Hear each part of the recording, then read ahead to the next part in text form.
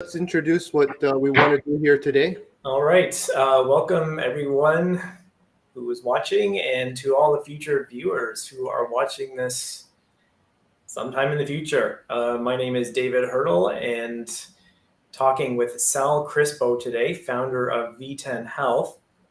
And what we're going to be talking about is authentic soul expression.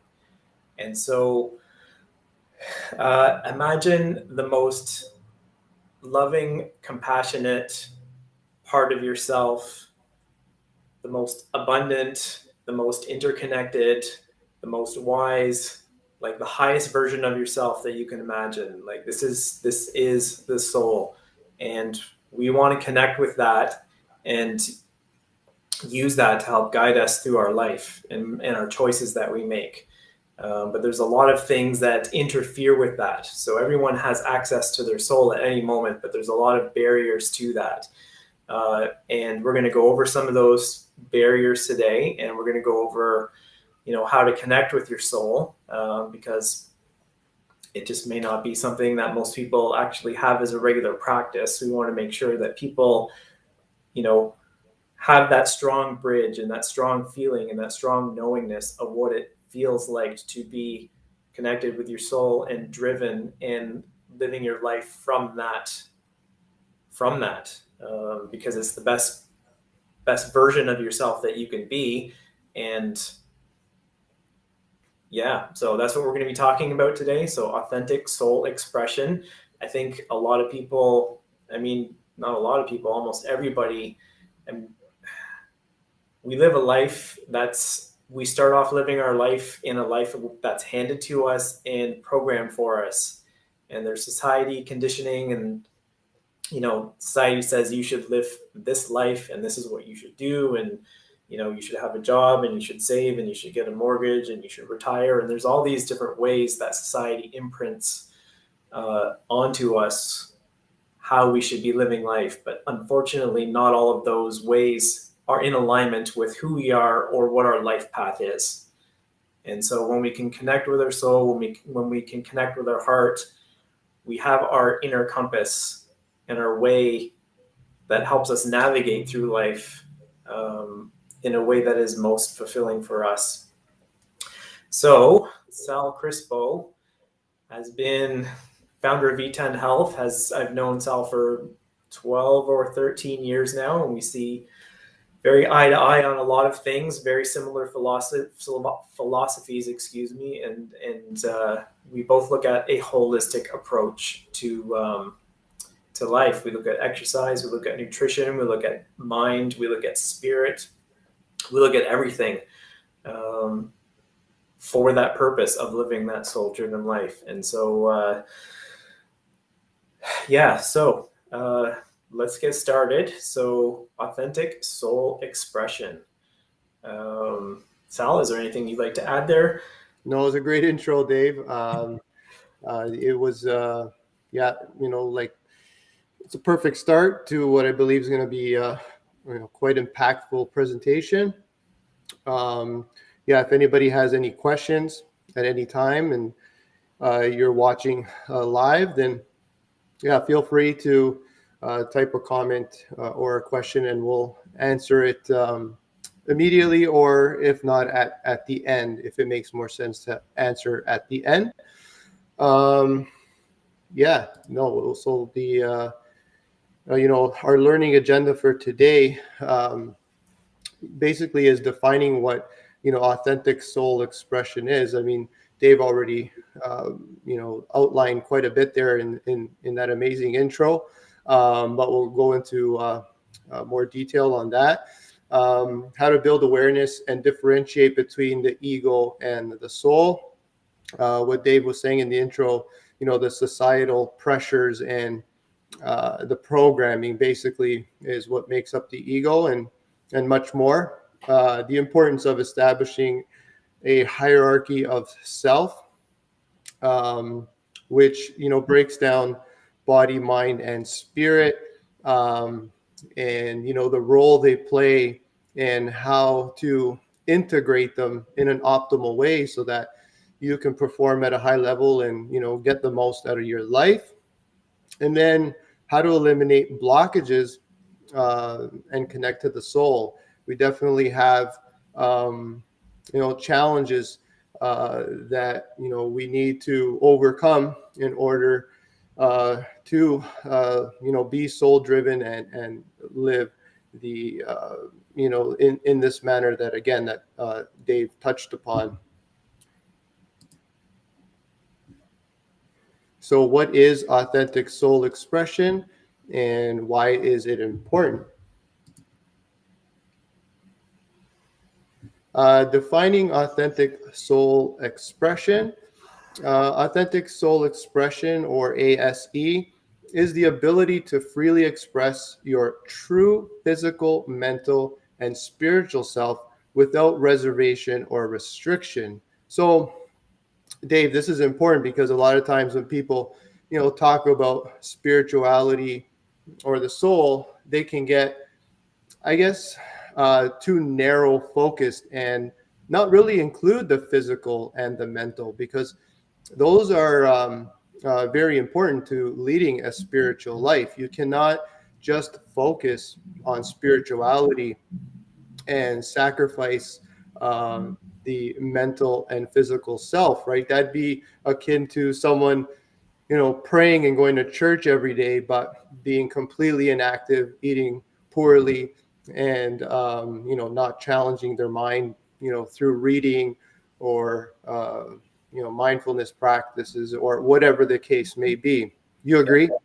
Yeah, absolutely. I mean, we're getting into some sort of esoteric concepts here, especially when it comes to the soul. You are your soul, and your soul is you, but we're not necessarily connected with the maybe higher or more wise or more loving, compassionate aspects of that. But because you are your soul and your soul is you, that includes your mind and your body. And yes, I think some people definitely just focus on spirit, or maybe even think that their soul is something separate from them. So when I say like connecting with your soul, it's sort of connecting with greater aspects of yourself or more loving aspects of yourself, and just going deeper within and within. Because for me, the journey to that connection has been primarily an internal journey, which we'll talk about, I guess, a little bit later. But going back to the physical part, your physical body, I guess as a way to look at it, and again, well, I guess we'll talk about this later, is just you can think of it as the vehicle for your soul. And your body really needs to be healthy to be able to access those more higher loving, compassionate states and have, higher states of consciousness and have that connection. So if your body is strong and healthy and vibrant and you have lots of vitality, that is one of the, big important factors in terms of keeping that connection to your soul self alive and strong, right? So yeah, I think definitely people, they look at the soul and they get into, meditation or spirituality, and then they just kind of let the body go by the wayside. But from both of our perspectives, it's all of it. You have to look. Yes. You have to. Yeah. Sorry. Go ahead. Yeah, you have to look at all of it, and if you're lacking in one, that probably then is an indicator that there's some either program in your mind or something you're not aware of, or some level of lack of self-awareness or self-love that is actually blocking you from having that stronger connection. Yes. And what you just said is perfectly represented in this image, right, of the person doing yoga here, because, they're physically challenging themselves with this stance, for instance, and there's balance, and then there's, awareness of breath and being. You're challenging your mind here because you're focusing on, the breathing and the stance and the balance, and not thinking about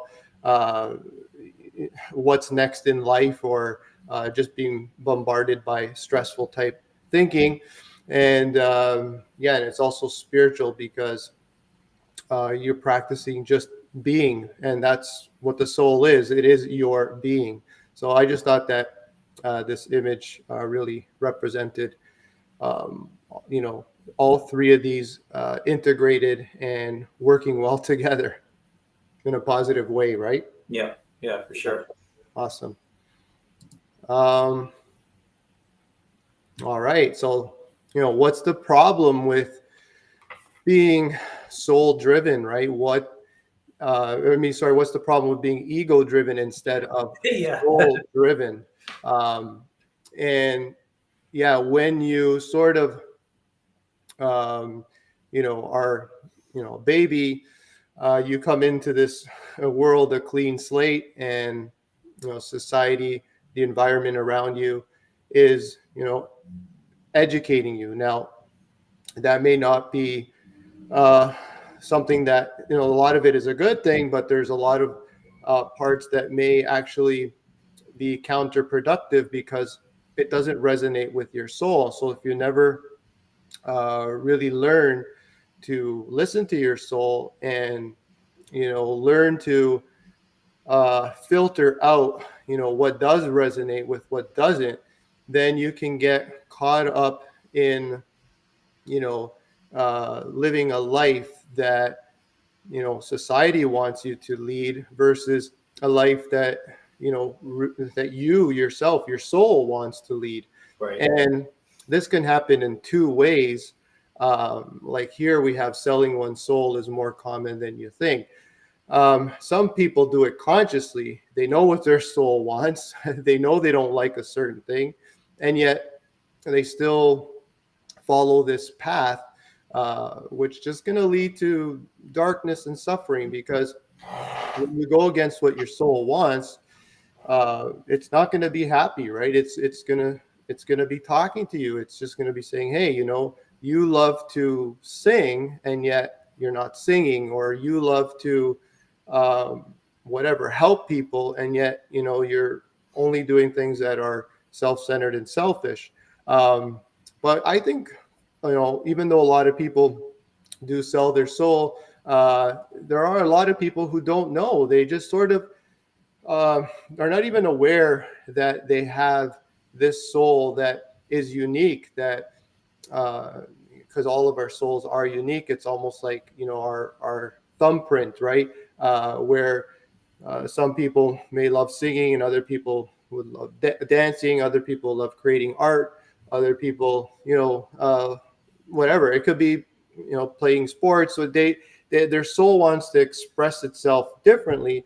And if you never really learn how to go within, tune in, and find that, then you don't even know that you're selling your soul. So there's two things. Again, I'll repeat it: is the conscious selling of the soul, where you do know that it's what you want, but you're like, no, I'd rather take the money, because that job pays more, even though I would love to do this job, but it doesn't pay as much. Right. Or then there's some people who just, again, they don't realize that there is something within themselves that can guide them and direct them into something that's going to give them fulfillment and joy, versus just randomly choosing something because it's the opportunity that comes up, and it's they just sort of settle, if you will. Yeah. Does this make sense?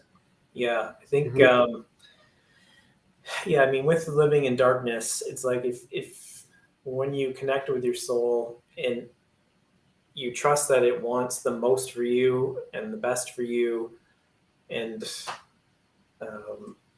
will lead you to lighter places or higher places and more fulfillment.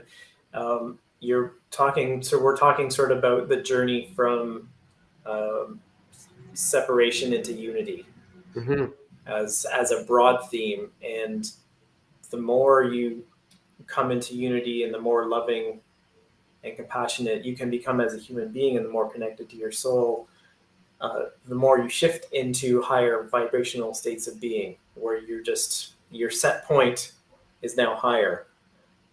And then you continue on that path, and your set point of happiness and joy is now higher, and it sort of goes up. But when you're not listening, and so that's sort of the journey more into unity and wholeness. But then when you're not listening, the journey in the living in the darkness is just going deeper into states of fear and separation and isolation. And that's kind of the way I look at it. You get more isolated, you are connected less with yourself, and you're connected less with other people. And what arises from that, or what I always see, is just that cycle of duality in that unconscious living. And I think a good example of this we see is just politics, right? It's probably the most classic, easiest to identify um, cycle of duality that people can look at. And I know a lot of people really get swept up in politics, but if you really look at it,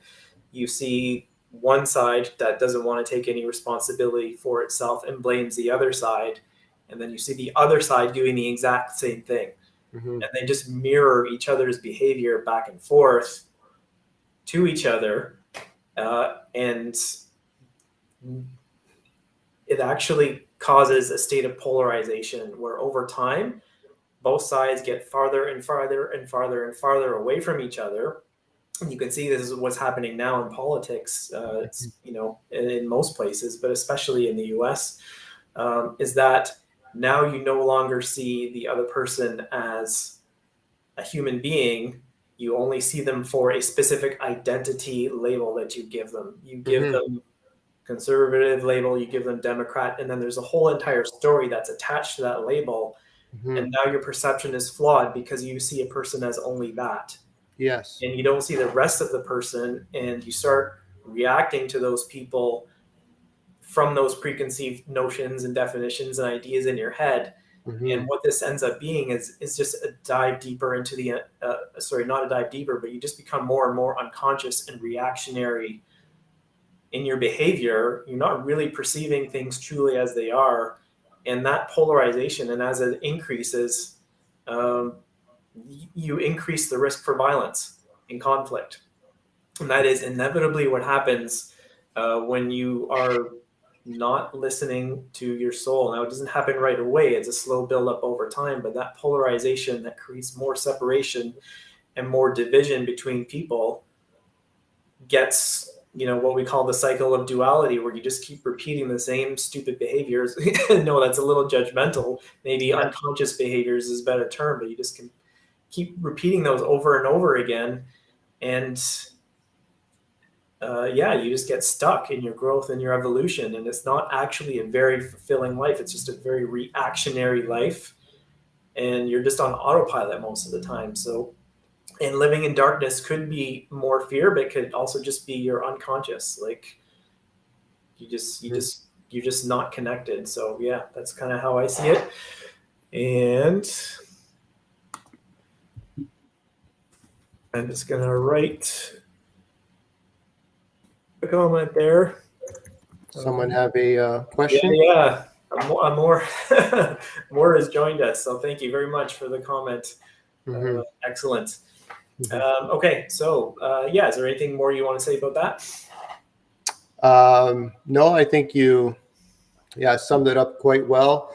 I sort of envision just one more thing, I guess. I sort of envision this fire that you can say is, your soul or the source within, right? And when you're connected to that, your life is bright and everything in your life is just more meaningful, fulfilling, and so forth. And anytime you walk away from that, the further you get from what the further you deviate from what your soul wants, the darker life becomes, the colder you become. If you move away from that fire, right? Because your soul has these desires that this innate desire to express its authentic self.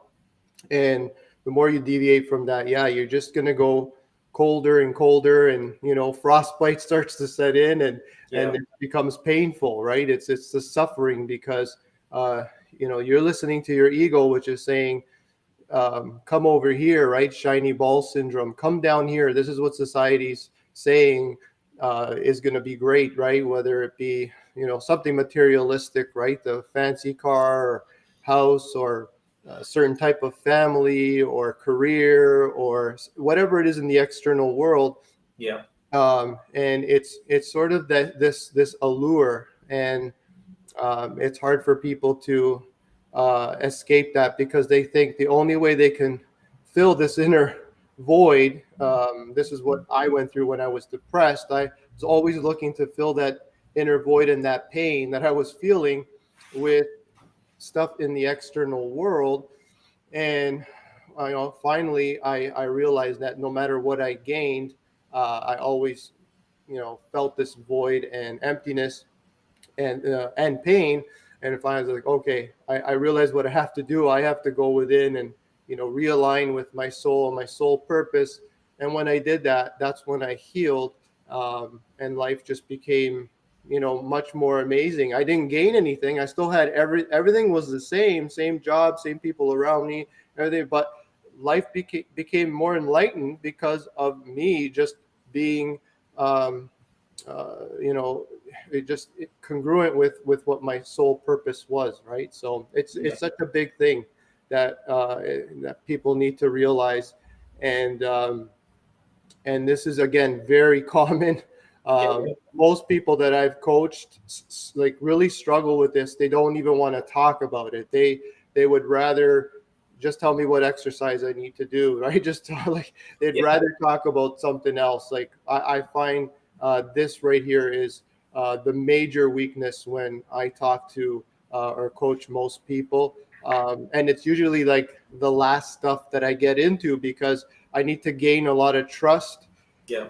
with them through the exercise and through the diet, because then they're like, oh yeah, he actually really knows what he's talking about. Look, I'm losing weight and I'm feeling better, and oh, maybe this guy actually does know what he's talking about, and he could help me with this whole soul stuff or whatnot. But it takes time, right? It takes Yeah. time because it's very, very personal. It And is. and most people will like to keep it under the carpet, so to speak, right? Yeah. Yeah. Yeah. So So yeah, I liked what you said there about the shiny ball syndrome, because the thing is, it's if you're not connected within, you're looking without for any sense of happiness or pleasure. However, whatever is happening mhm, external is transient yes. and always changes and is Hmm. never the same. And so you keep attaching your happiness and state of being to things that you have no control over, and that will kind of just jerk you around or come and leave. So that lasting fulfillment and that lasting connection is definitely something that you find within and that you've got to keep Hmm. with you, and that's where you go to feel that, and then that keeps you going through all of the changes and all of the turmoil and all of the stuff that's going on in the external world. Yeah, for sure. Yeah, because the external world is out of your control.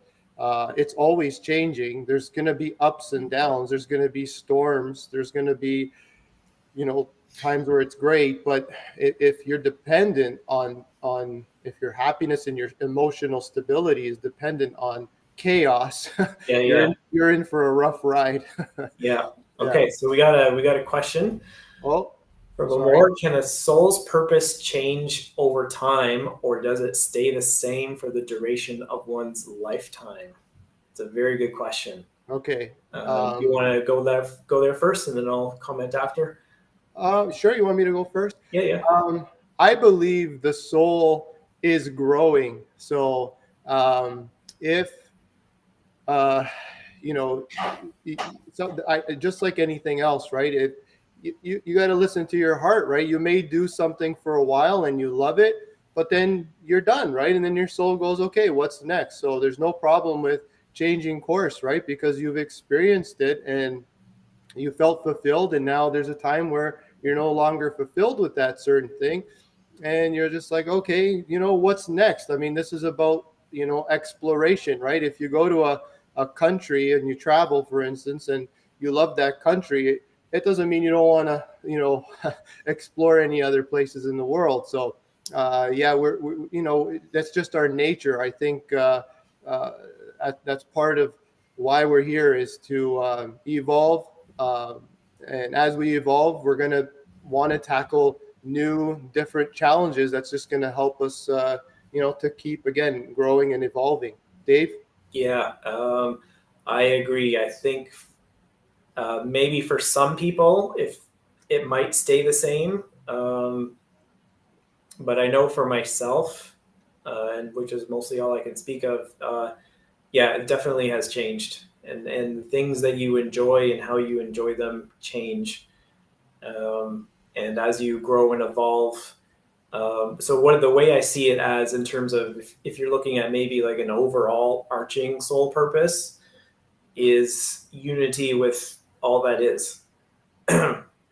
That's like the big purpose, is to have that self-realization that you are more than just your body, right? You and I have had our spiritual awakening experiences where we Mm-hmm. experience ourselves as more than just a physical body. That's maybe the overall overall arching purpose, I guess, is just that type of experience of unity consciousness.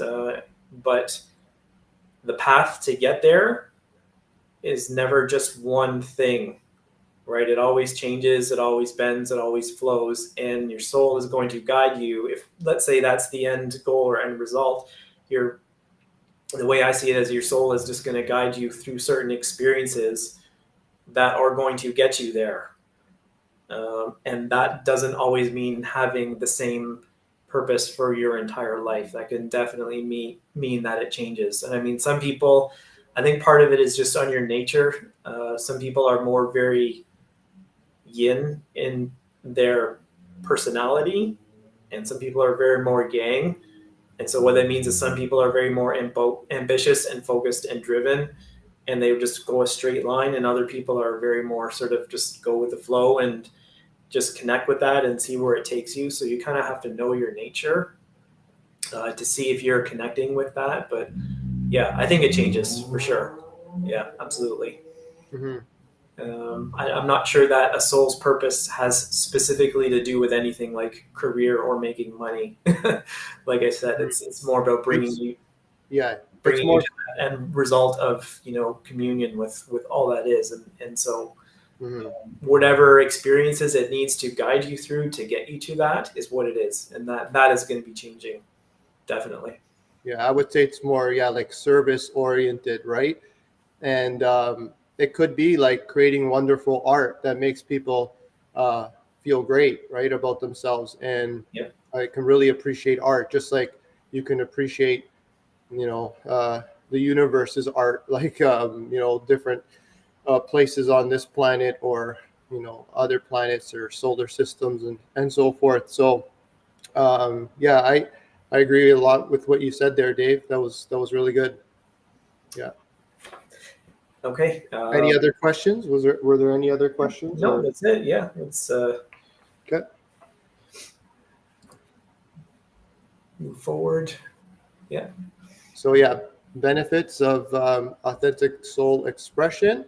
Um, this is what you have to look forward to if you do decide to connect with your soul, and lead with that part of your being.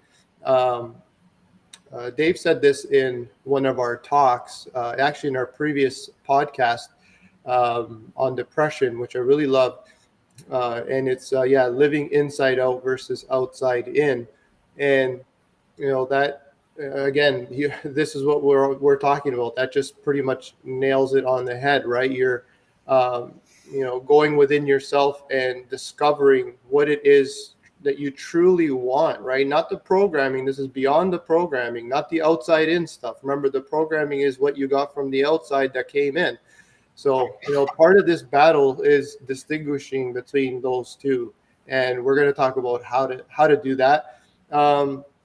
We realize our infinite potential. Yeah, once you tune into the soul, the soul has just great strength, right? It's part of our divinity. It's connects us to God, and you think God uh, thinks it doesn't have infinite potential, like it created everything that we see. So when you really do, tune into that, you just become immensely empowered, and then become masters of our destiny. When you're soul driven, you just know, like, because you're in control of yourself, it doesn't mean you could control the things around you, but you control how you respond to the things around you. There may be storms, but you can still steer the ship in the direction you want to go, right? When you're, leading more of a victim mindset and being dictated by, again, the outside in, you're sort of like let go of this, of the helm, if you will, and wherever the storm takes you, you sort of go. It's like random, right? It's based on luck. It's like, oh, I ended up in a good spot. That's amazing. Or no, I didn't. Look at me, poor me. And when you become master of your destiny, you know what your soul wants, and you're guiding your whole being, which is made up again of body, mind, and spirit, toward that direction. And even if there, are storms that may knock you off course slightly, you take, you're still holding onto the wheel, and you're just, fighting the waves, and you eventually going to end up there because, you set your sails and you adjust everything to get back there. So you're somewhat at least in control there. And then create work with abundant energy. When you're aligned with your soul purpose, work doesn't feel like work, right? Like right now, I'm having a great time presenting this. I love this. I love helping people. I love helping people become more, soul driven. It's a real passion of mine. I love making people more fit. I love people making people more conscious, whatever it is, like just evolving up the V10 scale on body, mind, and spirit. That's my passion. I honestly don't think like it's work at all. I have abundant energy for it, and then positively contribute to society. Right, like Dave was saying before, your soul has some. What it is, regardless of how you do it, the soul wants to serve other people. It's not just self-serving like the ego, right? There's some type of service that you feel really, really good to, and you contribute to society in a certain way, whether again it be through creating wonderful works of art or pieces of music, or um, educating others, whatever it is. Anything you want to add to benefits, Dave? Yeah, so two things. One is I just think the more conscious a person becomes and the greater connection they have with their spirit, the more free will they have to exercise. And so when I talked earlier about the polarization, especially in the politics, and going deeper into unconscious or becoming more unconscious, like because those choices within that political realm are so reactionary, you actually don't have a choice anymore. You can't choose to do anything other than what your unconscious reaction dictates for you in that situation. And it's not just applying to politics, but a lot of the rest of your life, right? So the more connected with your soul you are, I think the greater accessibility you have to use your free will to make choices other than the ones that you already make as reactions or autopilot or unconscious programming. Mm-hmm. So that one, and the other one is just energy. Is like if you kind of look at, I mean, you've got the abundant energy there. I'll just sort of tap onto that a little bit. Mm-hmm. Like if life, I guess what's the analogy or the metaphor? If life is a river and it's just letting, if you just let the river go and you're in the boat and all you have to do is steer a little bit and let the river guide you to where you want to go, it doesn't take a lot of energy. But as soon as you turn around and say, no, I want that, and you're trying to paddle upstream, right? It's just a lot of energy you have to spend towards things that may actually not be very fulfilling, if it's a society-based imprint that you're running off of. And so that type of access to energy allows you to just be more healthier and happier, but just put out into society a little bit more. But just I think so many people are just so tired and run down in this day and age. Their bodies are not healthy. They have to, I mean, the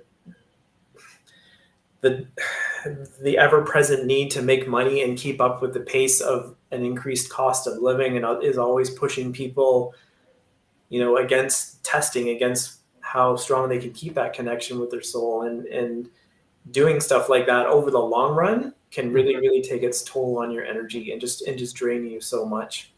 And so much of just having a healthy, happy life is dependent on, your vitality and how much energy you have. So yeah, for me, it's definitely the increase in energy has been huge. Since I've sort of shifted more towards that. And I don't waste a lot of energy on things that are not important to me anymore. Yeah. Yeah, and you can, create, money with, like the thing that you love. That's what people forget. It's just not what drives you. That's what, I want people to understand what Dave is saying. 'Cause some people think like, oh, money is evil and then all these things. It's like, no, it only becomes evil when it's the priority over everything else. Again, that's selling your soul, right? So it's okay, like money's great, right? You can buy the more expensive organic food. You can whatever, hire a personal trainer. There's different things you can use money with that are very, very positive. So yeah, I just want to reiterate that. And yeah, definitely it's going to be more stressful going against the flow, right? So if you're going to go against the flow of what the soul wants, it's just going to create burnout and stress. So I like that, Dave. I really do. Yeah. Okay, let's go to the next slide. So next part, so how to integrate authentic soul expression. So some practical steps. Step 1, build awareness, awareness of soul and ego. So yeah, know thyself. Learn to go within yourself and differentiate between what your ego says and wants from what your soul says and wants, right? So as you can see, the little image there is of a person with arrows pointing inward, meaning, a lot of people try to find themselves through external means. Like in the world, they're going around and looking for themselves and trying to find happiness with that shiny ball syndrome, where they're trying to find, that perfect, whatever, paying job, or it could be a woman or man, or whatever it is that they're looking for. And just keep running around in circles and never truly finding happiness, because they don't know what their true self wants, right? So this is an old, I believe it was Socrates saying, right? Know thyself. And it's extremely important. And it's also important to know, like, when you get this inner voice that says, you must have that. How do you know it's not shiny ball syndrome, or your soul actually saying, hey, we really like that. We want you to, go after it, or, that's the direction we want you to go in. Right. So that's key. Right. And I find that, I guess, the most difficult part to teach people, this difference. Would you agree with that, Dave? Yeah, the underlying reason, for sure, because especially, I mean, it takes, I guess we're talking a little bit more about nuance here, that people have to have that higher level of self-awareness in terms of what is the difference between instant gratification and joy, um, right? Uh, I tend to look at it as the journey is the destination. Yes. And if you are, if you want to climb Mount Everest and you're frustrated and angry the entire way, uh, and you don't like it and you don't like climbing mountains, but you just get to the top for that one moment, you have that big release and the ego is like, woohoo, look what I achieved. But you spend all of that time doing something that you didn't enjoy just for something that's going to last a moment or two. Mm-hmm. So as I think, as long as you are enjoying the steps along the way and the result, you don't have to, right? I don't say you don't enjoy the result. You certainly do. Mm-hmm. But you have to enjoy the steps along the way. And that's kind of what I think you talked about earlier, is work doesn't feel like work. Yes. Like when we first started doing these, after I did them, I like I went in, and during my meditations, I was like, okay, how did that feel? Like, did Hmm. that feel like work? I'm like, it did not feel like work. It was just like conversation, and it was effortless, but it's still, still something that we can put out to help people. So it's, for me, Hmm. that's how I kind of look at it as I look at the journey. Um, Versus the end result, and knowing the difference between instant gratification, what only brings you pleasure now, and the instant moment. If you take that and magnify it, like if I have a can of Coke, that's instant gratification. And if I magnify it to, if I have 20 or 30 or 40 Cokes over a week for a lifetime, I know the consequences. I can see that by magnifying what happens in my own mind because I know it's bad for me. And Hmm. your soul would never lead you to something that is going to be that harmful in the long run. Hmm. So magnifying the consequence over time. That doesn't mean the journey is always going to be 100% easy, because your soul will put you in situations where you're going to grow and expand.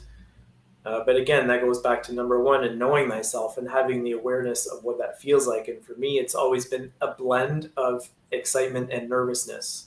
Hmm. Like when I would do this, when I was setting up, I was getting excited, but I was Hmm. also a little bit nervous. And so for me, I know that's in the right spot. Uh, Yeah. if I get too much into dread and fear, then I'm probably just trying to, my ego's probably just trying to push me to overcome something that I don't really have to. So Yes. yeah, so that's kind of how I look at it. Yes. The ego is always going to be actions for the benefit of self, for the benefit of self at the Hmm. expense of others. Hmm. And so if your actions are there and you are unaware of, or not even caring about the consequences of what you're doing, or what's the effects of your actions on people around you, I think that's a clear sign that your ego's running the show. And then I think your ego's running the show when you get very stuck in rigid thinking and concepts of right and wrong. Now, there are definitely right things that are right and wrong. You never want to hurt anyone, but there's Hmm. a lot of concepts of right and wrong which are just imprints that are based on fear. Like Hmm. we're told people from other cultures are evil or whatever, and they're the enemy. Like, and from a religious perspective, they would see that as right and wrong and good and evil, but I would Hmm. just see it as ignorance. Hmm. So if you're so stuck on concepts that are right and wrong and the rigid thinking on your journey, and it has to be a specific way, because the soul is going to take you off course and never never in a direct line, right? It's never going to be linear. So you Hmm. have to have that open mind and flexibility to be able to embrace change and new challenges and new things. So yeah, that's kind of how I look at it, for sure. Yeah. Great. One thing, yeah, I agree with everything you said there.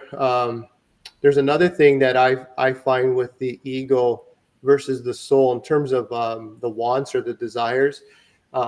With the ego, I find the emotions, because they both trigger emotions, and the ego triggers more explosive type of emotions, like Yeah, I have to have this yesterday. There's no patience, there's no like, and if you don't get it, you feel terrible, right? You feel empty, and it's like that's how you know it's an ego driven thing. Whereas yeah, the soul, like you said, it's like, ooh, this is going to be a great journey. I'm going to enjoy just getting there, right? So it's more subtle. It's definitely softer, right? Even though it's passionate about it, it's yeah, not explosive, right? yeah, And you could see that with so many things, like the Eagles, like I just have to have that because without it, like I'm not going to feel good, right? yeah. And It's yeah, the where want. yes, where's the soul? Yeah, the journey itself is enriching, and the results are just sort of like the cherry on top. So Yeah. yeah, great way to put it. Yeah, let's just maybe expand on identity a bit under ego characteristics, because Yeah. Okay. I think that's Well, something that it's a really important concept to understand, hmm. but maybe it's not something that's sort of widely known or even just accepted. Hmm. Is Okay. that uh, I mean, we all have a sense of self that is who who we think we are. Mm-hmm. If someone were to ask me who I am, Mm-hmm. I might say I'm a personal trainer. I might Mm-hmm. say my name is Dave. I might say I'm Canadian. And that's pretty common answers that you'll get when you ask someone who they are. They'll name their profession. They'll just say their name. They might say their nationality. Then you say, who are Yeah. you? They might say I'm American or I'm Canadian or whatever. But all Mm-hmm. of these are actually not who you are. Those are just roles. Labels. They're Yeah. roles that you play throughout Mm-hmm. life. And what happens is the ego gets really, really attached to that for a Yeah. sense of self, for any sense of self identity. And it's not necessarily a bad thing because you still have to kind of have a, yeah, I mean, you have to have some sort of identity to be able to navigate and integrate and live life. But it becomes the unhealthy attachment to that identity. And I think when the soul comes knocking on your door, you have to look for the ego's defenses arising that prevent you from changing who you think you are. I think that's a big barrier for a lot of people is identity. They get stuck in a sense of self and who they think they are, and that just all the actions that happen and the person takes tend to reinforce that sense of self, Mm-hmm. and actually don't let any growth happen. And so, yeah, that identity, when the ego gets in a way, you're stuck in a certain way of thinking who you are and you can't change from that. And I think that's a big barrier for a lot of people. Yeah, there's a quote. I forgot who said it, but it says, "Who you are is always changing. What you are is always the same, or remains the same." Yeah, yeah. And yeah, it's something that, like, even if I've never met you, Dave, I don't know Dave, I don't know who you are, but I know what you are. You're a soul that came into this world, and we're connected through the spiritual realm and all that thing, and it's a totally different um, kingdom, right? Like we have here in the soul characteristics. We know we're all brothers and sisters. A lot of the religious leaders said it, like Jesus, right? We're all brothers and sisters. We're all equal. We're all, children of God, or children of the universe. It's just a label, God, right? But um, Dave and I are not too religious. We're more spiritual. But these are just sayings that uh, I guess most people have heard, so we're utilizing them. But you can use whatever makes you feel comfortable. Great Spirit, I like that one. But yeah, so yeah, very, very important to know that who you are is, yeah, definitely always changing. Your age, right? Your name, you could change your name if you want legally, right? You Yeah. can, yeah, all those things you can, definitely change. But what you are will be with you from the day you're born until the end, and beyond that too, because you came from somewhere and you're gonna go somewhere, and that's your true self. That's what you're trying to connect to. So it's definitely beyond the programming and the identity. And just knowing the difference between the two, again, is what we're trying to say. What uh, that's going to empower you, because once you know uh, what you are, then it's up to you to create the identity that you want, because identity is still important. We're not saying it's not important, but it's the soul which should create the identity, not the external realm or society that should create your identity, because then that's when things become chaotic and you could find yourself in darkness, like we said before. And one more thing before we move on from this slide, going back to the know thyself, learn to go within yourself. That's a practice that you got to do on a daily basis, right? It's something that you can use things like meditation, but it's beyond that, right, Dave? You got to start to listen to your emotions, and feelings from your body, what your body expresses, your mind, and your soul. And I think that's really, really important, because by doing that, then again, you know we're going to get into it later, but you know which ones to listen to, and you know which ones, like, or how to handle each one depending on the source. Yeah. Yeah, cool. All right, so let's move on. Are you good for this one? Yeah. Step 2, establish a hierarchy. So I sort of came up with this concept in my second book, which I haven't released yet, on how I overcame my depression. And it's really, how to integrate and balance your body, mind, and spirit. I think of the threes, body, mind, and soul, as a three-player team, and God or divinity or great spirit, whatever you want to call it, as the coach. Now, yeah, it's up to you on, you're forced to have a body and mind, obviously, and then if you want your soul to participate and you want to be soul driven, then you got to know what the role of the soul is. And what we were talking about is, making the soul the captain. For most people, when they're ego driven, the mind is the captain, and it's literally steering the ship, right? So you don't want to get into that, because, as I've said before in our podcast, is the mind is lost and blind, and it has some faulty programming in it. And even though it can um,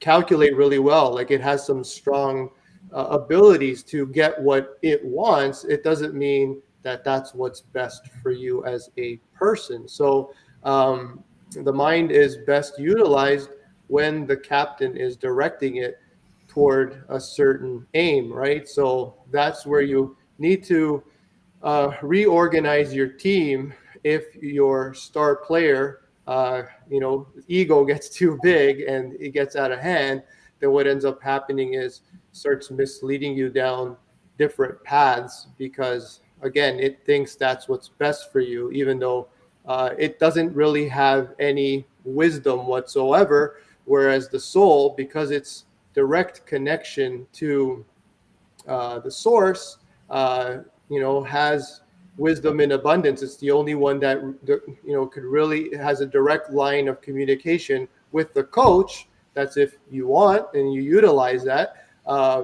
Then your life is going to be completely different, right? So who's your master? Is it your mind? Who's your captain? Are you making your captain your mind, or is it the soul, right? And that's really your choice. That's what we're talking about here. But one is going to lead you into darkness. The other one is going to lead you into enlightenment. Yeah. Dave, is there anything you want to add to this? Yeah, I mean, if you just look at the analogy on a sports team, when a star player who is not the captain or the coach gets out of line and makes it all about them, look what happens to the entire team. Like, yes, that's what happens, right? It's not a positive outcome. yes, exactly. And it's any of the players. That's what this is just their role, right? Like, the mind tells the body to jump, it jumps, right? But if the body's really tired, it's got to tell the mind, like, hey, I'm tired, I need sleep now, can you go to sleep, right? So they're all important, they're all equally important. It's just a matter of what's their role. They're playing the right role, and are they working together as a team to so that you perform at a high level, and again, get the most out of life. Yeah, so just because it's a hierarchy, it doesn't mean like one is more important than the other. It Right. just means in terms of who should be guiding. So again, ultimately, I would say the coach is guiding the captain. The captain is guiding the star player, and the star player is guiding the workhorse overall, right? Because that's just the way, in terms of the transfer down of instructions, if you will, or wisdom. Yeah. in this case, right? Yeah. And so I think the barrier for a lot of people here, and especially with me, was of course the mind getting in the way. I think that's a block for a lot of people. and what you think you should know, and being in control. And part of the practice of getting connected with and listening to your soul is actually requiring you to let go of what you think you know and Yes. what you think should be, and having the things that you have and are a certain way, and that can be a big barrier. So for me, uh, learning to let go and learning to surrender and learning to trust, Mm-hmm. um, because, and again, not more than, you have to be honest about how much you're capable of letting go into that and surrendering, because like when I was really really stuck in my head, Mm-hmm. I wouldn't really give much. I couldn't Yeah. really trust much. I just couldn't. It was like, no, I got to be in control, I got to be in charge.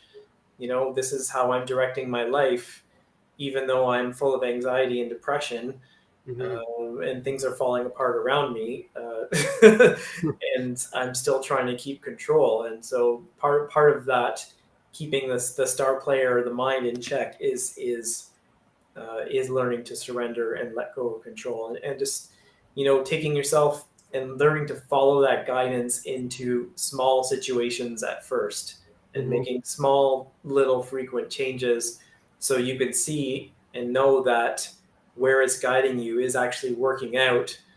And then when you go through an experience that you wouldn't have normally chosen if you were in control, then when you get to the end of it, you can be like, oh, so that's why, right? It's like the Mm-hmm. mind wants to know why beforehand and then plan around that. But Mm-hmm. when you're surrendering to your soul, a lot of the times you don't know why. You just know the impulse says do this, and you go do it. And the why doesn't always reveal itself. It doesn't. And for the mind, that's a hard concept to grasp, because the mind is always looking to put meaning on things and to know why, so it can feel safe and it can feel in control and it can feel like it's on top of things and have that sense of certainty. So I think that's just, yeah, for me, in terms of keeping the mind in check, that was probably the biggest thing I had to work around, was just learning to trust that guidance, and just doing it in really really small stages at first, until I could trust it a little bit more. Now, I'm not saying I still 100% have thrown myself into that surrender state. Clearly, my mind and my ego are still a work in progress, Mm-hmm. uh, but I just have more awareness of it, and when it's taking me down bad roads than it used to. So, Yes, yeah, it's always going to be like anything, right? To stay fit, you got to exercise, so you got to stay on top of it. If you let it go, it can regress, right? Yeah, and I like what you said. I think that's basically the real challenge, right? The battle between the ego and the soul, right? The ego wants to dominate. That's why a lot of people don't want to listen to talks like this, because it is esoteric, and the soul is just something that you can't see or touch or really define, right? Whereas the ego, which is made up of the body and mind, I mean, you could see the body, it's clear. And the mind, I mean, it's like a computer, and people know that I can calculate this, I can problem solve, I can do all these things. And so they sort of, again, put them higher up on this hierarchy here, where most people, I would say, are ego driven, and the soul and great spirit are somewhere at the bottom, right? It's completely flipped upside down, right? yeah, And again, it's, yeah, shiny ball syndrome, always seeking that shiny ball, and a lot of it is pleasure seeking, right? Things that give pleasure to body and mind, pleasure to the ego, right? The quick, superficial pleasures, and that's what really drives them, and that's what becomes darker and darker, right? It's the same message, but it's good to reiterate that and hear it over and over, because you really need to let this sink in, and understand it in order to realize what you need to do and make that switch. And I think uh,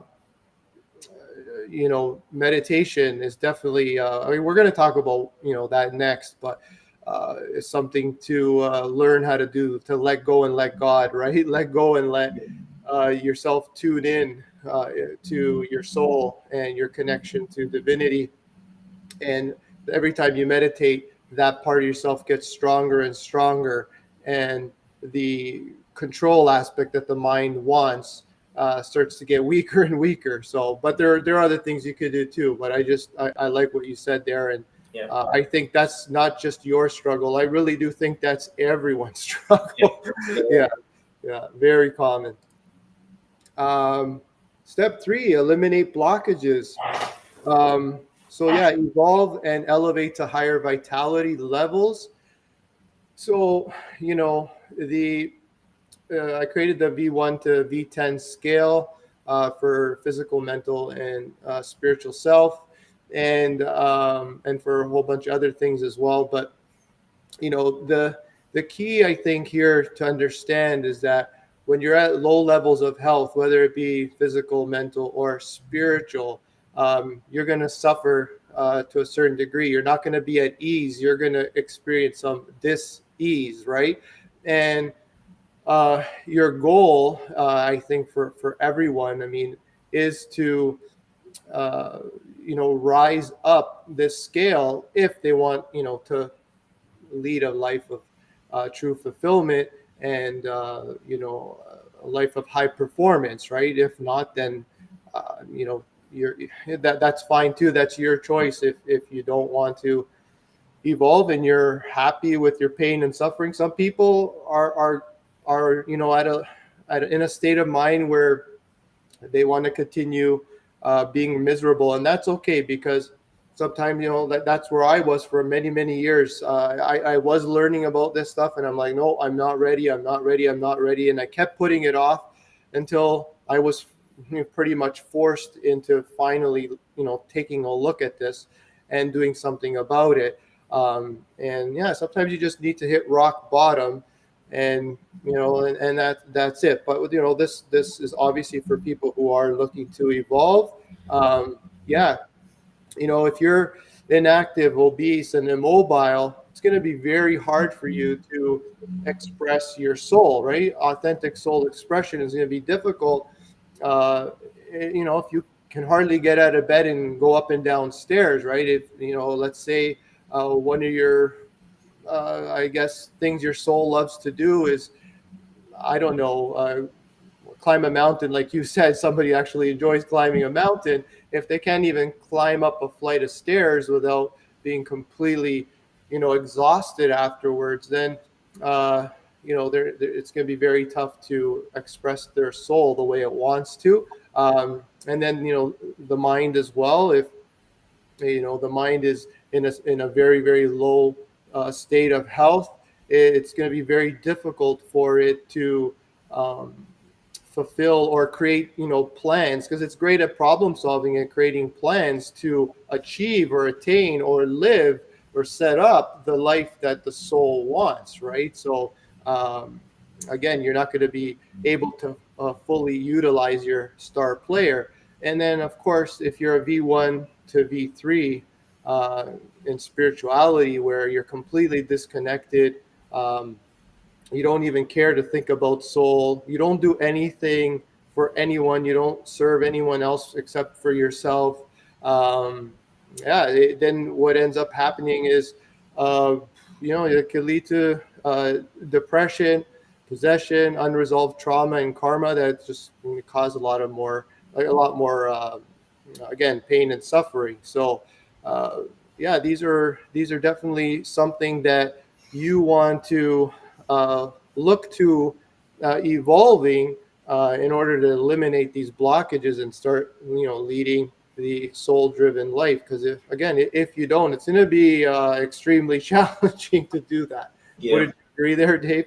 Yeah, for sure. I mean, like you said, so the way I look at it is, when a body is not healthy, let's say you've got Crohn's or chronic digestive issues, or you've got a low thyroid, or your adrenals are burnt out, or whatever, whenever your body is depleted of its physical resources, your consciousness operates more from the animal mind, the animal brain. we've got the animal brain, we've got the limbic brain, and then we've got the conscious mind.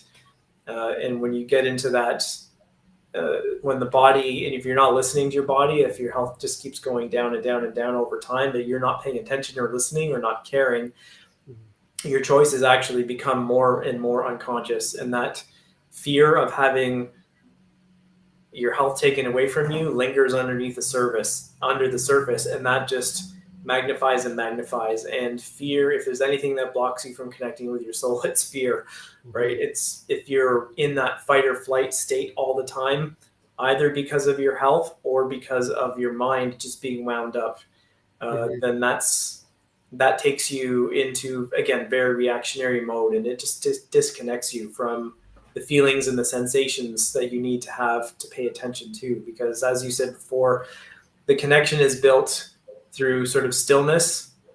At least for me it was, and those hyper emotions that arise from the ego, those explosive emotions. The more you have those explosive emotions, the less still you are, the harder it is to connect.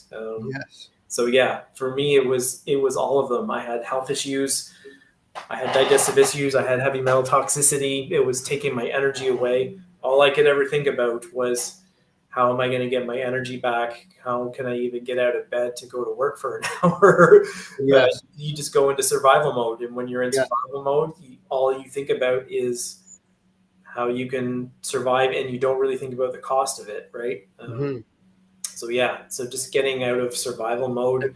And then you can start taking things to help that, whether it be medication or or alcohol or food. You could turn to junk food or different things to give you that quick, superficial feeling of feeling good, and that just disconnects you even more. It does, yeah. And so that's where the mental emotional part comes in, and I think it's really important having the tools and the skills to cope, because we are so quick to medicate, and not even just with drugs, right? With food, with sex, with internet porn, with even for some people, exercise can be a form of medication, self-medication. I mean, exercise is good at helping to release and process, but some people can use that as a crutch, so to speak, to not deal with their stuff. I did. Yeah, some people medicate through work. Like, guys do that if they're not happy in their relationship. They just medicate by burying themselves in their job. So there's all these ways that we do not deal with whatever is uncomfortable. So having the skills and the tools to learn to process and integrate and transmute those emotions, I think is really, really key, because the physical barriers are not there and you're healthy, you can still be blocked by those emotional barriers for sure. Because it's work, right? It takes energy to get out of a low state of being, right? Whether it's physical, mental, spiritual, or combination, or all three. And that's the last thing you want, right? Like, that is to have to do more work when you're already low energy and struggling with all these things. So it's definitely a challenge. Like, and nobody wants to look at that, because it's all this darkness, all this garbage that's been piled up under the carpet, so to speak, and they know it's going to require lots of work and lots of cleaning, and the last thing they want is some other huge challenge on their plate, because you're in that state, you're not motivated to even make yourself some dinner or whatever. You're not even motivated to get out of bed. So whatever the case, so like, you imagine having to do all this work to get out of that hole. I mean, it's definitely not an enviable place to be. But that's the time where you need it the most, right? So you have to figure out ways to start small, bite-sized things, and and start to elevate it, right? I really like Jordan Peterson, and he says, just make your bed, right? Like, that's one of his things. And even if you just get up in the morning and make your bed, I mean, you've accomplished something. Start there, right? So I like that kind of um, that kind of like small Yeah.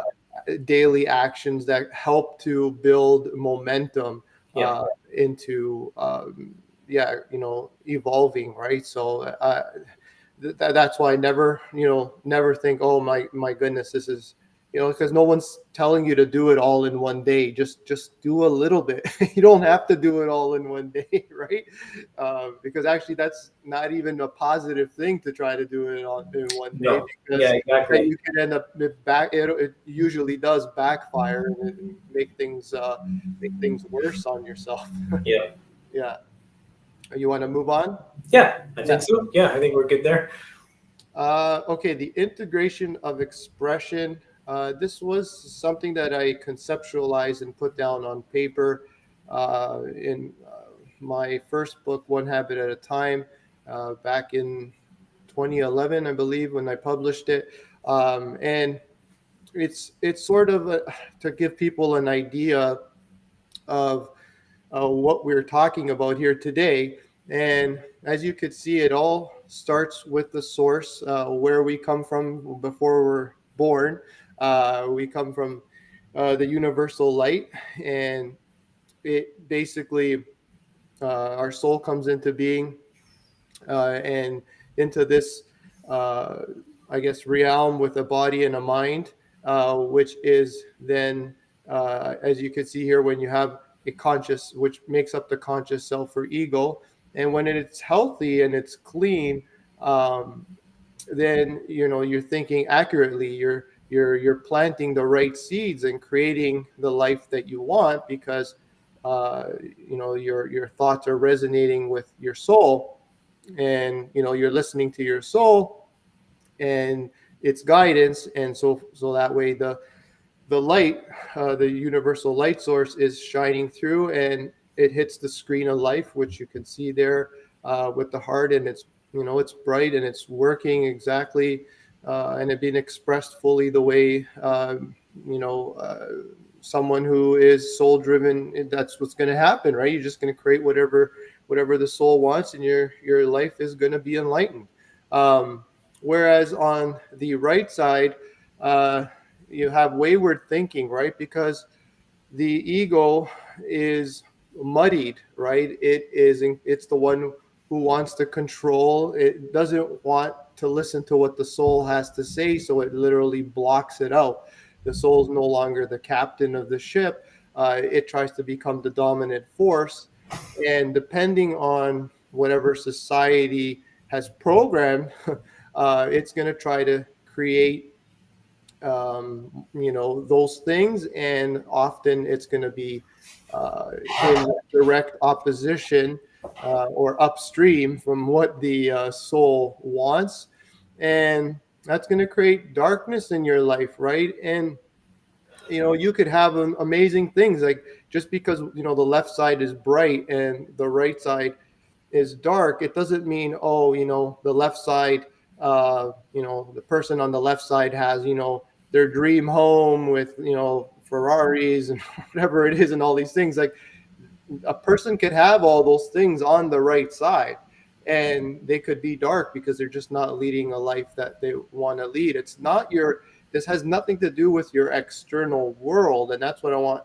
This individual could be the same individual, and it was for me. Like, I had, when I was depressed, I was on the right side. When I healed and I started leading from my soul and my heart, I was on the left side, and nothing really changed in my outer world, right? So um, that's what's really really key to understand. It has nothing to do with what's going on the outside. This is all an inner state of being. Yeah, anything you want to add to this, Dave? I mean, that's perfect. Yeah, so it's a state of being more important than circumstances. Um, the outside world may eventually change because as your state of being elevates, um, you may be that way for a while, but then when you change, reality around you also does eventually change, but it may not happen right away. But No. it's more about how you feel. It's more about your state of being more at peace, being more happy, being more in a state of joy. But you may find when you do elevate your state of being that other people some people may drift away from your life, right? Change Yes. happens. Things happen. If you start following that, then whatever is not authentic may at some point start to fall away. Yeah, and it happens naturally. It's not like Yeah. you are gonna push them away and say, "Get out of my life." It's just gonna be like, "Whoa," It happened with me.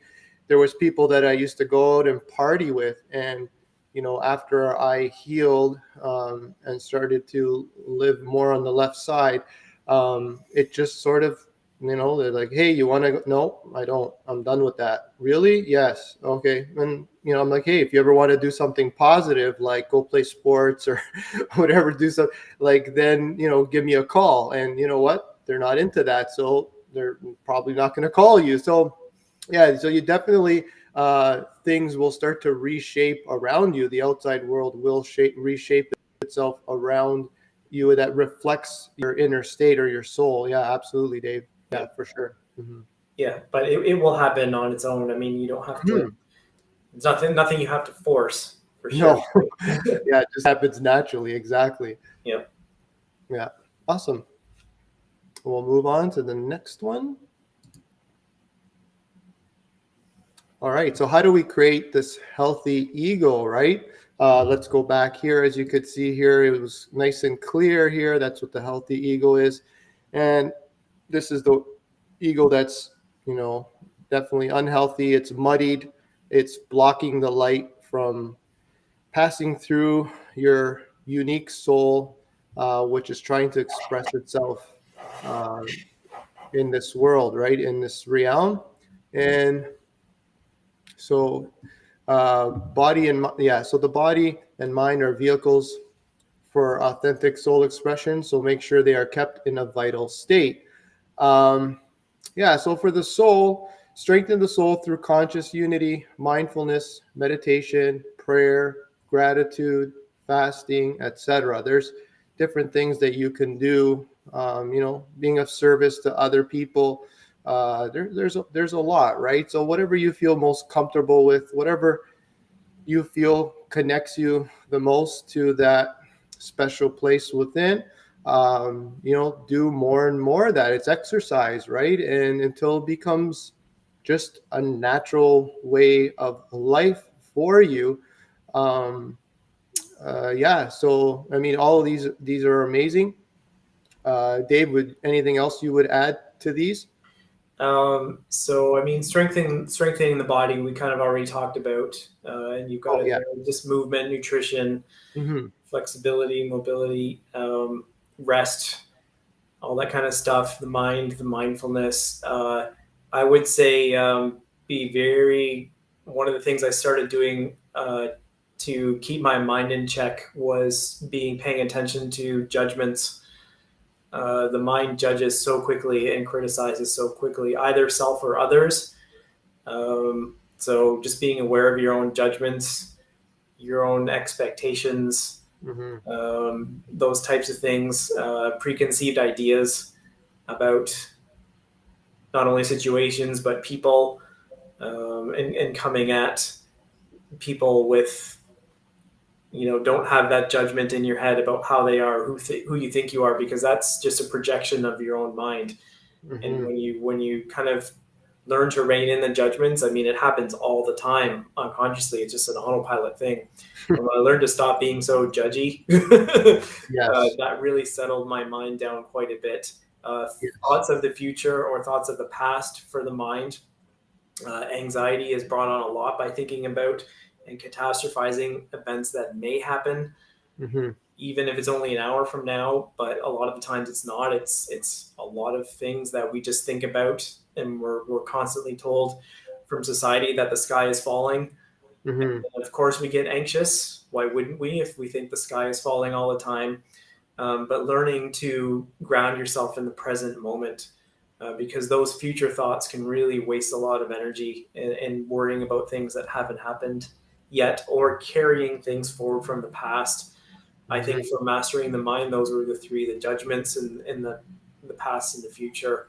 Because you get hurt in the past, you keep that with you. If you don't learn to forgive and let it go, you just project that onto all the situations that you see in front of you, and you're just repeating an unconscious loop of a past event. Yes. For sure. So the mind, those are some of the things that I struggled with, especially with the anxiety, the self-judgment, the self-criticism, and the criticism of others. And when you stop doing that, your mind frees up a lot. It becomes so much more clear. You perceive and you can see things a lot clearer, and you just make better decisions and choices all around. With the soul, I'm actually going to pull a page out of Taoist philosophy here. And I think maybe the Bible talks about this too, and just in terms of virtues. But there's your emotions, and then there's virtues, which are just ways of behaving that are closer to the soul. Yes. And when you're acting from that, you're a lot closer to your soul than not. And so there's 7 or 8 that I have written down. So honesty and integrity, right?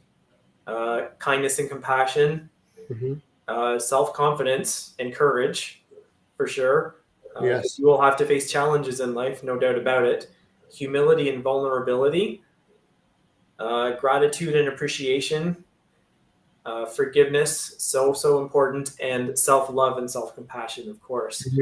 And so those are all practices, things that I try and do as much as I can when I go into situations. And when you can learn to hold those states of being, that anchors your soul into you even more so. And because those, although they're not emotions, like honesty is not an emotion. Yes. But when you are honest, there's no room for guilt in your body. Yeah. Right? There's no room for it. You're at an elevated state of being that's a higher vibration. Guilt cannot exist where there's honesty. You were honest. You even if you were wrong, you're still honest about it. You don't have anything to feel guilty about it. Yes. And integrity, kindness and compassion. You can't have anger when you are kind.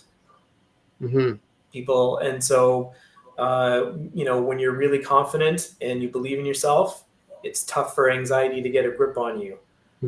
When you're vulnerable, it's hard to have loneliness get a grip on you. There's a lot of people, they're lonely, but they also don't let people in because they don't want to be vulnerable enough to show, those parts of themselves. And that's what I did when I was depressed. I pushed people away because I didn't want them to see me like that. So I wasn't being vulnerable enough.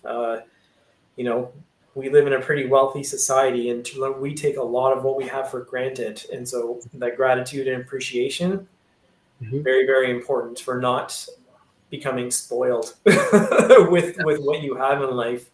Of course, forgiveness, transmuting pain to love. There's a lot of pain that people carry around and a lot of suffering that is just not let out and not processed, and that becomes a weight. You learn to forgive as a practice that elevates your state of being to the point where that pain can't grip and hold you anymore. And then the self-love is very good for overcoming shame, for people that just do not feel worthy or feel like they do not deserve anything more than they are already getting.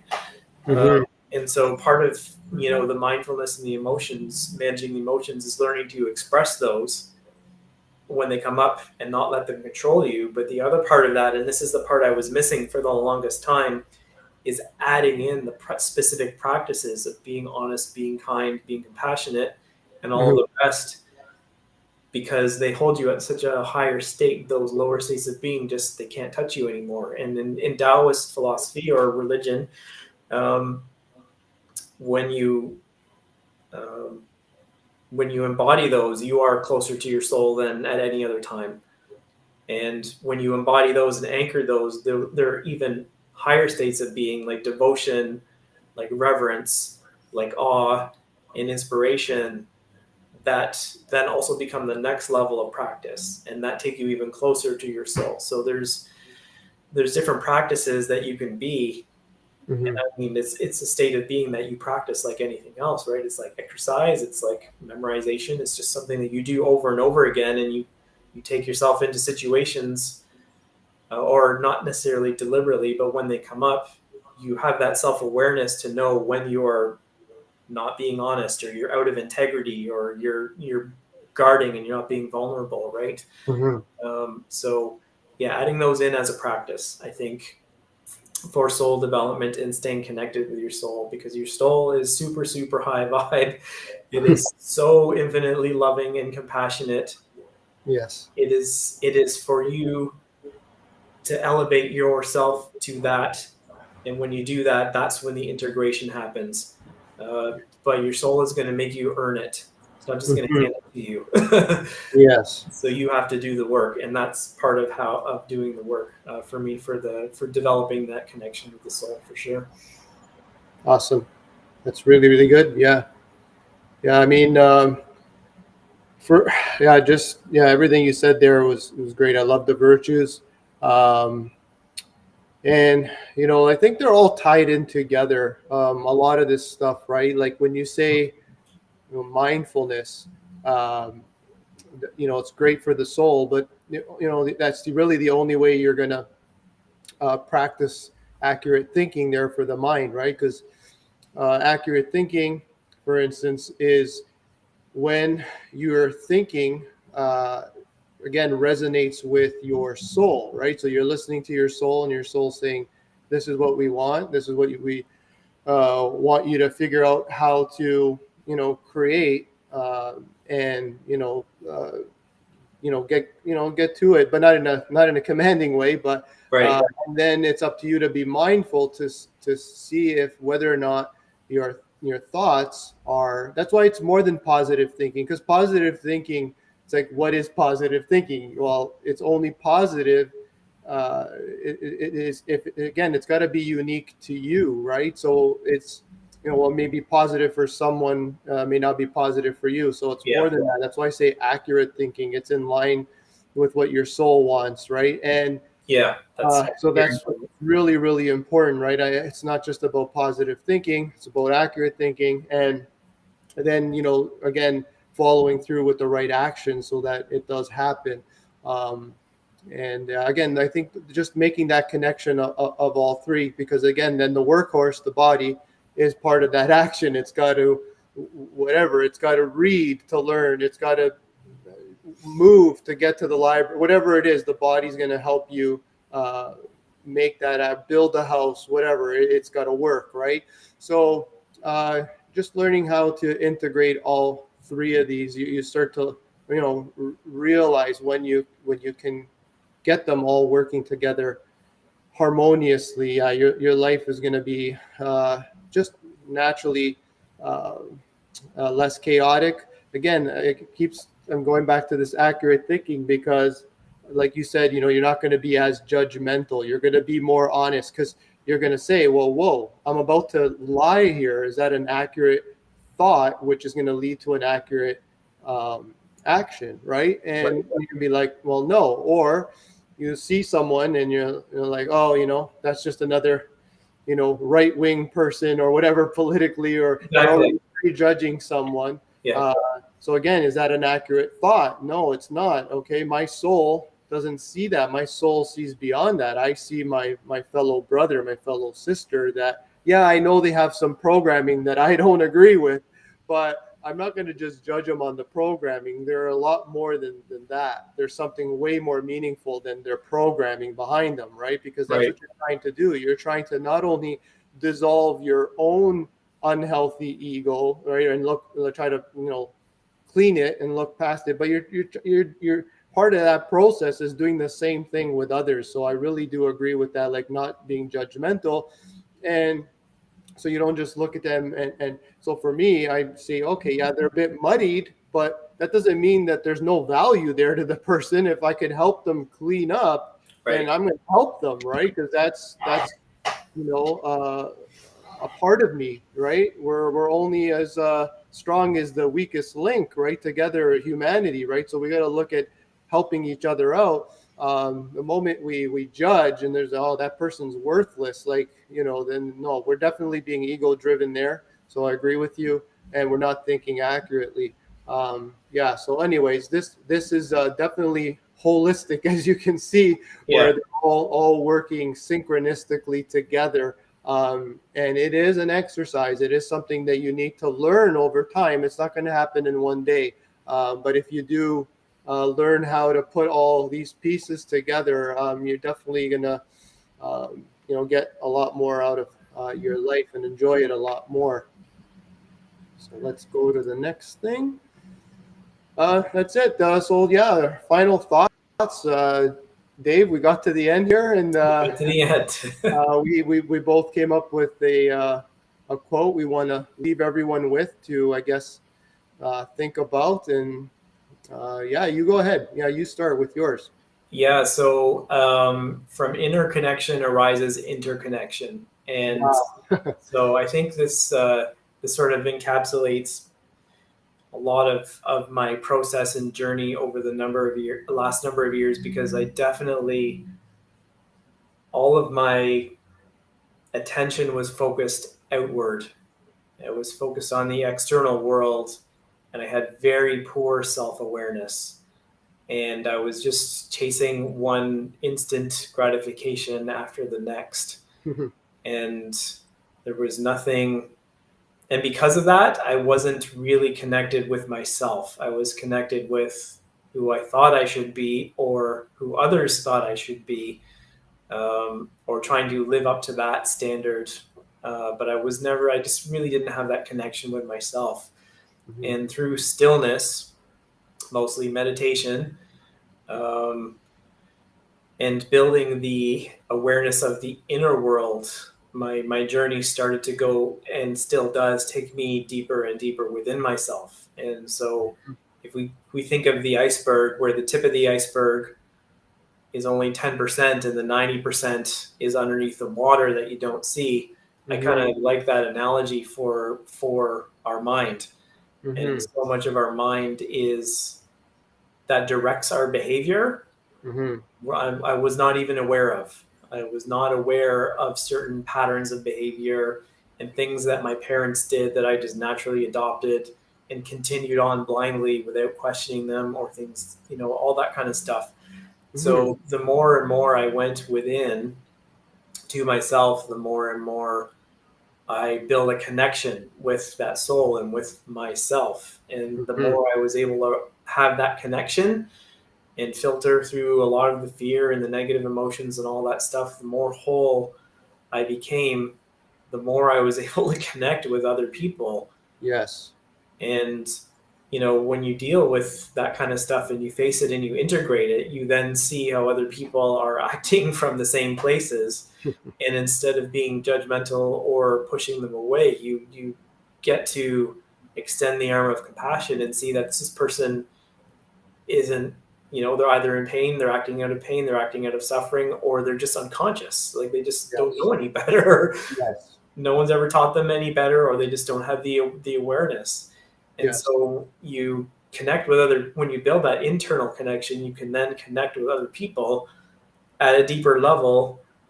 And that means a lot, right? There's because you first did it with yourself, and now you know how to, because once you get to that point, then you realize, oh, this part of me is in everyone, and it's special, and it's beautiful, and it's amazing. If only, others can, do what I did and go through this, programming, go through this part that's muddying our ability to see, connect, and feel and hear this part, then yeah, we'll definitely have a strong relationship, right? The stronger the relationship you have with yourself, then the stronger the relationship you can or potential to have with others. Yeah, I can totally see that because it's been my experience as well. Yeah. And so I'm going to take it one step further, even,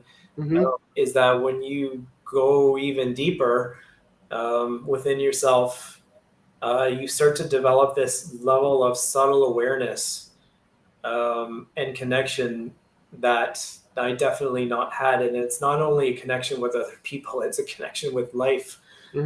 It's all of life all around you. And obviously I feel that most when I'm in nature. Yes. But it's just the interconnectedness of all things, and it actually changes your perception about how you see life as a whole. You don't see yourself as separate from life. You see No. yourself as an integral part of life and a piece of the puzzle, and the puzzle would not be complete without your piece. Yes. Um, but you get to see, uh, you get a stronger sense of interconnectedness that keeps you in the flow with life. But you have moments where you feel yourself as more than just you. And then we can maybe talk about this at another time. But I mean, I started experiencing myself beyond my body. Yeah. Yeah. We could do a whole talk on that because I think we would have to build it up the right way because Yeah, a lot of people's minds will reject that. yeah, And yeah, so if we build it up the right way, I think it'll be better so that we don't scare anyone off, I guess, if they're not ready. But yeah, no, that's yeah, definitely what would happen because the ego is all about identity and separation, and the soul is the opposite. It's about connection and unity. So you're definitely they have opposite perspectives for sure.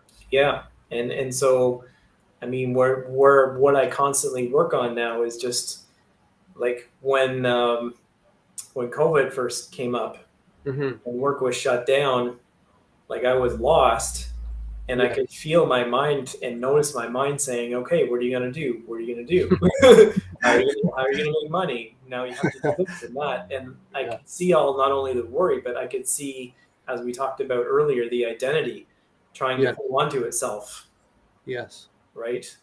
Yeah. I could have very easily just gone out and still been trainer Dave and gotten clients and worked for the money, but I actually decided to wait and process. And now I had other things going on in my life too. But Hmm. through that process of realizing that the identity was just holding on to itself, it allowed me to start doing the writing, something I never would have done before. Yes.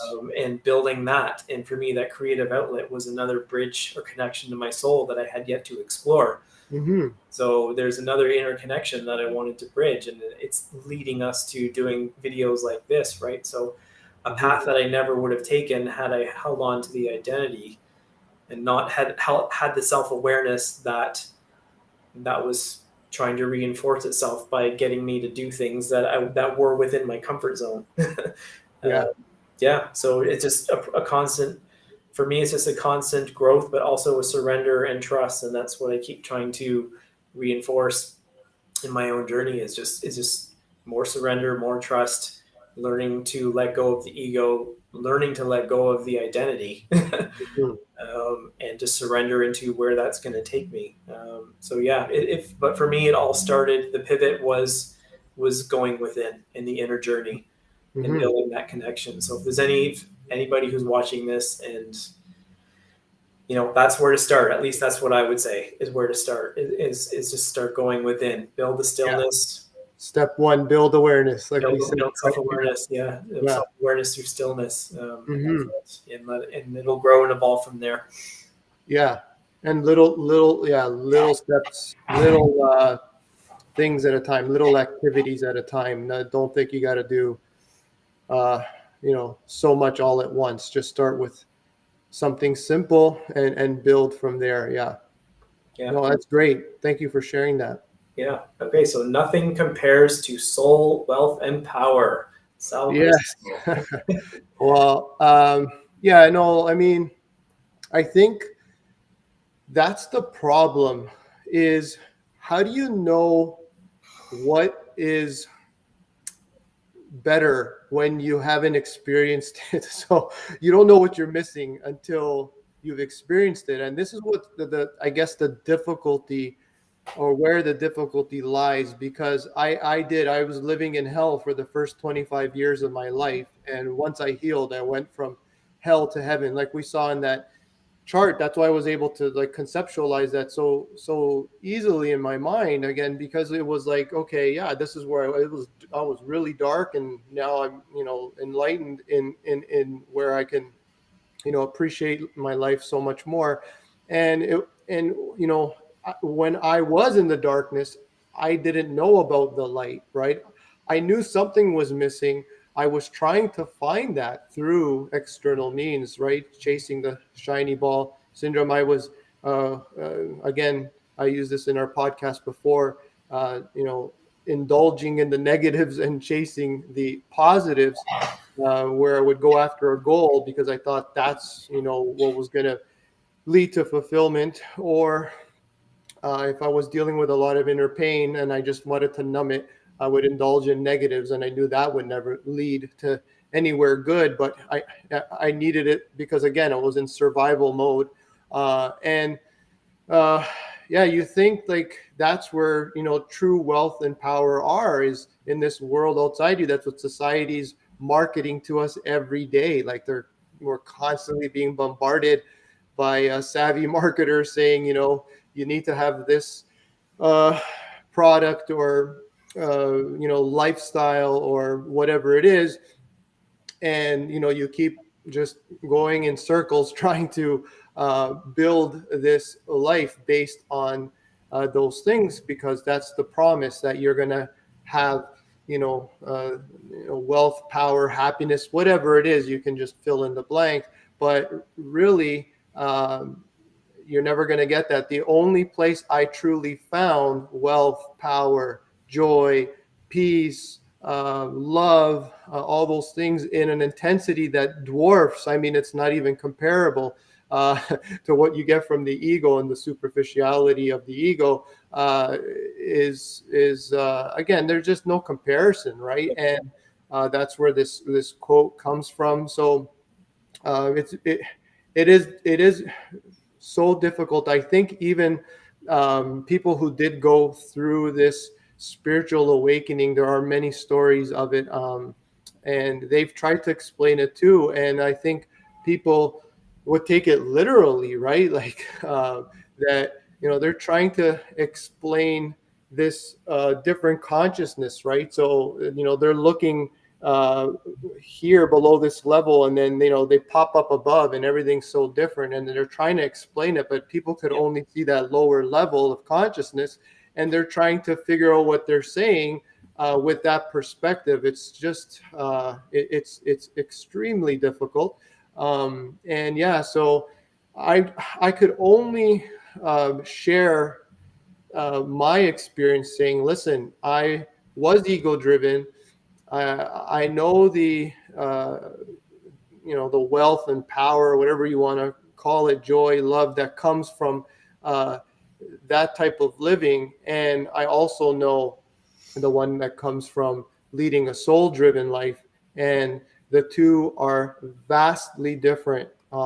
There's just, again, no comparison, and I hope, my wish for you is that you do look into it and become soul-driven, because the more people become soul-driven, the more of a heavenly state this reality will become.